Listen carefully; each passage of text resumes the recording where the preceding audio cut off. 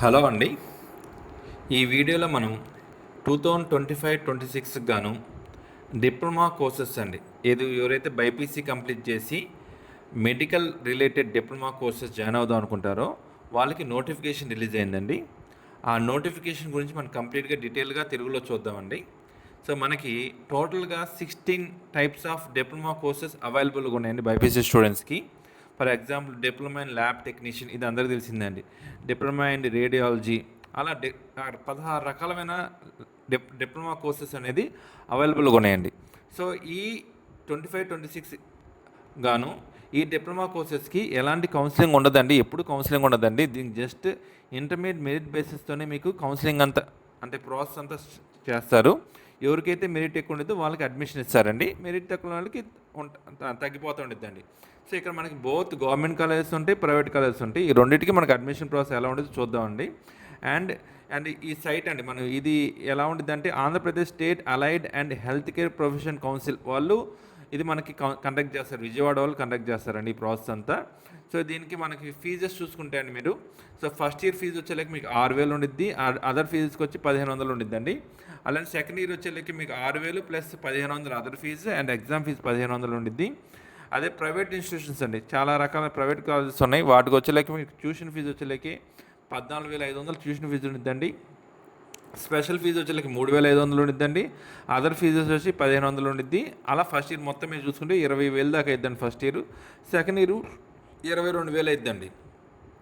So ఇది మీకు college fees అండి. ఇక్కడ మనకి ఈ చెప్పిన కానీ both government colleges and private college రెండు ఉన్నాయి కదండి. సో ఆ ఫీజ్ స్ట్రక్చర్స్ చెప్పాను. అండ్ ఇక్కడ ఆ గవర్నమెంట్ ఇన్స్టిట్యూషన్ ఏంటి, ప్రైవేట్ ఇన్స్టిట్యూషన్ గురించి అప్లికేషన్ ప్రాసెస్ అనేది చూద్దామండి. ఫస్ట్ మనం గవర్నమెంట్ కాలేజ్ చూద్దామండి. గవర్నమెంట్ కాలేజెస్ మీరు తీసుకుంటే మనకి ఇక్కడ మనకి ఈ సైట్లోనే ఇక్కడ క్లిక్ చేసుకోండి. సో గవర్నమెంట్ కాలేజ్ క్లిక్ చేసుకుంటే మీకు ఓపెన్ అవుతుంది Andhra Pradesh state allied and health care profession council Vijayawada. So ఇక్కడ చూడండి, applications are invited for the eligible candidates belonging to the state of Andhra Pradesh for admission to 2 years allied and health care diploma courses in government medical colleges. So ఇక్కడ government medical colleges మనం apply చేసుకోవచ్చండి. So మనకి ఇక్కడ application ఉండిద్ది. Application కంప్లీట్గా పెన్తో fill చేసి ఒక 100 rupees DD తీసి మనం పంపించండి. ఇక సో మనకి అప్లికేషన్స్ ఇష్యూ డేట్ వచ్చేలాకి 18/8/2025 మన నోటిఫికేషన్ రిలీజ్ అయిందండి. ఈ అప్లికేషన్ అనేది వెబ్సైట్లో మనకి సేమ్ అదే డేట్న అవైలబుల్గా ఉండిద్ది. And last date of submission of application వచ్చేలాకి మనకి ఎక్కడంటే మన మెడికల్ ఆఫీసర్ కానీ ఆ కన్సర్న్ మెడికల్ ఆఫీసర్ కానీ సబ్మిట్ చేయొచ్చు, లేదా ఆ principal concern medical college principal కానీ సబ్మిట్ చేయొచ్చు. సో అక్కడికి వచ్చేలాకి మనం 8-9 సో సెప్టెంబర్ 8 వరకు మనకు ఇలా టైం ఉందండి. సెప్టెంబర్ 8 తర్వాత మనకి అప్లికేషన్ ఫిల్ చేసి సబ్మిట్ చేయలేం. So completion of counselling process and allotment of candidate to the government medical college by the committee వచ్చేళ్ళకి మీకు 19th సెప్టెంబర్ దాకా ఉండిద్దండి. సో మనకి సీట్స్ వాళ్ళు అలాట్ చేయడానికి. And last date for the submission of selection list అప్పుడు the committee ఇది వచ్చి మీకు 29/9 ఉందండి. So last date of the candidates మనకి ఎవరెవరు సెలెక్ట్ అయ్యారు ఆ క్యాండిడేట్ లిస్ట్ వచ్చి మన కమిటీ చెప్పడానికి సెలెక్ట్ లిస్ట్ 6th అక్టోబర్ అండి. అండ్ క్లాసెస్ వచ్చి మనకి 24th అక్టోబర్ నుంచి క్లాసెస్ స్టార్ట్ అవుతాయండి. సో మనకి ఈ మెడికల్ కాలేజెస్ చూడండి 15 రకాల మెడికల్ కాలేజెస్ ఉన్నాయి మనకి ఆంధ్రప్రదేశ్ మొత్తం మీద. So example Andhra Pradesh medical college Visakhapatnam, Rangaraya medical college Kakinada, Siddhartha medical college Vijayawada, Guntur medical college, ఇలా 15 రకాల మెడికల్ కాలేజెస్ ఉన్నాయండి. ఈ అన్ని మెడికల్ కాలేజీలో మ్యాక్సిమం అన్ని కోర్సెస్కి అన్ని డిప్లొమా కోర్సెస్ అవైలబుల్గా ఉన్నాయండి. అది కూడా కింద చూపిస్తారు మీకు ఏ మెడికల్ కాలేజ్లో ఎన్ని సీట్స్ అవైలబుల్గా ఉన్నాయి. So for example diploma in lab technician కింద ఎన్ని సీట్స్ అవైలబుల్ ఉన్నాయి, డిప్లొమా ఇన్ రేడియాలజీ కింద ఎన్ని సీట్స్ అవైలబుల్గా ఉన్నాయి, అలా డిఫరెంట్ డిప్లొమా కోర్సెస్కి ఎన్ని సీట్స్ అవైలబుల్ ఉన్నాయో మీకు చెప్తారండి. సో ఇక రిజర్వేషన్ ఉండిద్దాం మనకి. రిజర్వేషన్ మీకు తెలుసు కదండి. సో ఎస్సీకి వచ్చి 15%, ఎస్టీకి వచ్చి 6%, 29% ఓబీసీ అండ్ ఫిజికల్ హ్యాండిక్యాప్డ్కి రిమైనింగ్ అంతా జనరల్ వాళ్ళకి ఉండిద్దండి. సో ఈ స్పెషల్ రిజర్వేషన్ కేటగిరీ ఉండిద్ది. అండ్ ఇక్కడ మీకు ఇందాక చెప్పాను కదండి ట్యూషన్ ఫీజుకి ఆల్రెడీ చెప్పాను. గవర్నమెంట్ కాదు 6,000 ఫీజు ట్యూషన్ ఉంది, అదర్ ఫీజు 1,500 ఉండిద్దండి. సో ఇక్కడ మీకు కింద చూసుకుంటే మీకు అప్లికేషన్ చూపిస్తాను చూడండి. అప్లికేషన్ మీకు వచ్చేలాకి కంప్లీట్ మీకు ఈ అప్లికేషన్ ప్రింట్అవుట్ తీసుకొని దీన్ని ఫిల్ చేయాలండి, పెన్తో ఫిల్ చేయాలి. So these are the courses అండి, మనకి రకరకాలైన కోర్సెస్ చెప్పాను కదా, diploma in medical lab technology, diploma in medical imaging technology, diploma in ophthalmic assistant course, diploma in dialysis technology, diploma in respiratory therapy, ఇలా మనకి 16 రకాలైన డిప్లొమా కోర్సెస్ ఉన్నాయండి BiPC వాళ్ళకి. అలానే ఎంపీసీ వాళ్ళు జాయిన్ అవ్వకూడదండి, ఎంపీసీ వాళ్ళకి జాయిన్ అవ్వచ్చండి, కానీ ఫస్ట్ ప్రయారిటీ బైపీసీ వాళ్ళకి ఇస్తారండి. బైపీసీ వాళ్ళు జాయిన్ కాకపోతే సీట్లు మిగిలితే మాత్రం ఎంపీసీ వాళ్ళు అప్లై చేసుకుని ఎంపీసీ వాళ్ళకి ఇస్తారండి. సో మీరు చూసుకొని అప్లై చేసుకోండి బైపీసీ, లేకపోతే మీ ఎంపీసీ వాళ్ళకు వచ్చే అవకాశం ఉందండి. సో ఈ రకాలనే అండ్ ఈ డిప్లొమా కోర్సెస్ చేసి ఈజీగా సెటిల్ అవ్వచ్చండి. మన గవర్నమెంట్ కాలేజెస్లో కానీ, గవర్నమెంట్ హాస్పిటల్స్లో కానివ్వండి, ప్రైవేట్ హాస్పిటల్స్లో కానీ ఈ డిప్లొమా చేసిన వాళ్ళని మనకి ఇనీషియల్గా మనకి తక్కువ పేమెంట్ ఇచ్చినా సరే, వన్స్ ఎక్స్పీరియన్స్ వచ్చిన తర్వాత చాలా మంచి పేమెంట్ ఇచ్చి జాబ్లో జాయిన్ చేసుకుంటున్నారండి. సో ఇవన్నీ ఇన్స్ట్రక్షన్స్ అండి మనకి. సో ఇన్స్ట్రక్షన్స్ ఆల్రెడీ చెప్పినవి, ఇవన్నీ ఇన్స్ట్రక్షన్ మీకు తెలుసు. ఇక్కడ మన డాక్యుమెంట్స్ ఏమేమి సబ్మిట్ చేయాలి. సో మనకి డాక్యుమెంట్స్ వచ్చేలాకి date of birth certificate submit చేయాలి, ఆధార్ కార్డ్ సబ్మిట్ చేయాలి, ఇంటర్మీడియట్ పాస్ సర్టిఫికేట్ అంటే మార్క్స్ మేము సబ్మిట్ చేయాలి, and 6th intermediate study certificate local non local states కోసం అది సబ్మిట్ చేయాలి, and reservation and application fee 100 rupees pay చేసి, అది మీరు ఈ అప్లికేషన్ నేను చూపిస్తున్న చూడండి, కోర్స్ అప్లైడ్ ఫర్, మీరు ఏ డిప్లొమా కోర్స్కి అప్లై చేస్తారో అదే మెన్షన్ చేయండి. మీ నేము, మీ డీటెయిల్స్, పర్సనల్ డీటెయిల్స్, మీ ఎక్కడెక్కడ 6th to 10th ఇంటర్మీడియట్ ఎక్కడ చదివారు దాని డీటెయిల్స్ అండ్ డిక్లరేషన్ ఇవన్నీ ఫిల్ చేసి, మీ ఫోన్ నెంబరు ఓకేనండి, మీరు address and phone number mention చేసి, మీరు మీ గార్డియన్ కానీ మీ ఫాదర్ కానీ సిగ్నేచర్ చేసి, అండ్ మీరు ఆ మెడికల్ ఆఫీసర్కి కానీ ఆ మెడికల్ కాలేజ్ ప్రిన్సిపల్కి కానీ సెండ్ చేయొచ్చండి ఇది.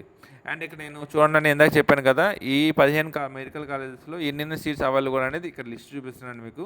ఫర్ ఎగ్జాంపుల్ అనంతపూర్ తీసుకున్నాను, గవర్నమెంట్ మెడికల్ కాలేజ్ అనంతపూర్కి వచ్చేకి 145 సీట్స్ అవైలబుల్ ఉన్నాయండి. ఎస్వి మెడికల్ కాలేజ్ తిరుపతికి వచ్చి 60 సీట్స్ ఉన్నాయి, రంగరాయ మెడికల్ కాలేజ్ కాకినాడకి వచ్చి 101, గుంటూరు మెడికల్ కాలేజ్ 115, అలా ఈ 15 కాలేజీలో మొత్తం మనకి 1553 సీట్స్ అవైలబుల్ ఉన్నాయండి.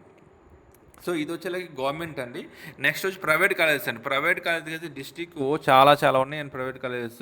కాకపోతే మీకు ఫీజు ఎక్కువైంది కాబట్టి కొద్దిగా చూసుకొని మీరు గవర్నమెంట్ ఫస్ట్ అప్లై చేయండి. గవర్నమెంట్ కాబట్టి తర్వాత ప్రైవేట్ కాలేజ్కి అప్లై చేసుకోనండి. సో ఇది కూడా ప్రైవేట్ కాలేజ్కి ఇక్కడ సేమ్ ప్రాసెస్ అండి, ఇందాక చెప్పినట్టు సేమ్ షెడ్యూలే. సో లాస్ట్ డేట్ కూడా అది కూడా మనకి 8th సెప్టెంబర్తో ఎండ్ అవుతుంది. అండ్ రిమైనింగ్ ఈ అప్లికేషన్ కూడా మీ డిస్ట్రిక్ట్ హెల్త్ ఆఫీసర్కి సెండ్ చేయాలి, లేదా కన్సర్న్ ప్రిన్సిపల్స్కి మెడికల్ కాలేజ్ ప్రిన్సిపల్కి సెండ్ చేసుకోవచ్చు అండి. అండ్ రిమైనింగ్ ప్రాసెస్ అంతా సేమ్ అండి మిగతాదంతా. కాకపోతే ఇది ఎందుకు చూపిస్తానంటే మీకు నెంబర్ ఆఫ్ మెడికల్ కాలేజ్ ఏమో నేను చూపించడం కోసం మీకు చూపిస్తున్నానండి. కింద మనకి district wide medical college, private medical college ఎన్ని ఉన్నాయని చూపిస్తానండి. సో అది మీరు చూసే కానీ ఇక్కడ ఇక్కడ అప్లికేషన్ ఫీజు వచ్చేలాకే గవర్నమెంట్ కాలేజ్కి వచ్చి 100 రూపీస్ అండి, ఇక్కడ ప్రైవేట్ కాలేజ్కి వచ్చేలాకే 200 రూపీస్ ఉంటుందండి ఫీజు. అది ఒకటే డిఫరెన్స్ అండి. అండ్ రిమైనింగ్ ప్రాసెస్ అంతా సేమ్ అండి, సేమ్ ఇందా మనం డిస్కస్ చేసుకోం గవర్నమెంట్ కాలేజ్కి ఎలా అయితే డిస్కస్ చేసామో అదే ప్రాసెస్ ఉంటుందండి ఇక్కడ. అండ్ ఇప్పుడు సీట్స్ చూపిస్తున్నాను చూడండి కింద. సో సీట్స్ వచ్చేలాకి మీకు ఇక్కడ చూడండి అనంతపూర్ తీసుకున్నాండి. అనంతపూర్ కాలేజీలో చూడండి ఒక్కొక్క కాలేజీలో మీకు 10 సీట్స్ 20 సీట్స్ డిపార్ట్మెంట్ అది ఏ కేటగిరీ ఏ డిప్లొమా కోర్స్కి ఎన్ని ఉన్నాయి అనేది ఇక్కడ క్లియర్ మెన్షన్ చేస్తారండి.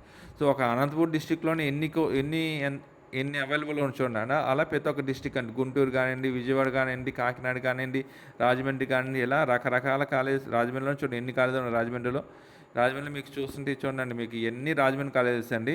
సో ఈ రాజమండ్రిలో ఏ ప్రైవేట్ కాలేజీలు ఏ అవైలబుల్ ఉన్నాయని మీకు ఇక్కడ మెన్షన్ చేస్తే చూడండి ఇక్కడ.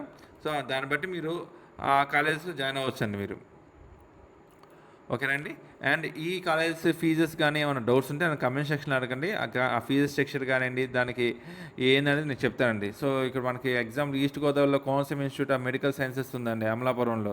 సో డయాలసిస్ 20 ఉన్నాయి, కార్డియాలజీ 20 ఉన్నాయి, క్యాత్ ల్యాబ్ 20 ఉన్నాయి, ఓకేనా అండి.